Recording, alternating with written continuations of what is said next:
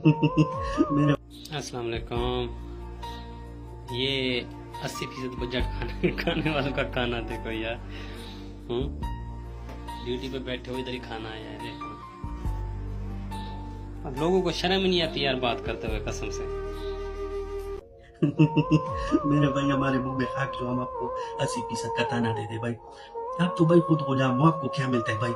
आप तो रिटायर होके 5-6 लाख रुपए मिल जाते हैं आपको, उस पे घर भी आप नहीं बना सकते भाई। आप किसी मार्केट में, बैंक में दाढ़ी और सर में कलर लगा के नौकरी करते हो भाई, चौकीदारी करते हो भाई। हम तो उन लोगों से सवाल कर रहे हैं जो बाहर जजीरे खरीदते हैं, Dubai, Saudi, America, London, Belgium में जजीरे खरीद कर भाई अयाशिया करते हैं, उनके बच्चे अयाशिया करते हैं। आपके बच्चे तो भाई आप प्राइवेट स्कूल में भी नहीं भेज सकते हो भाई। हम आपके लिए भी आवाज उठा रहे हैं।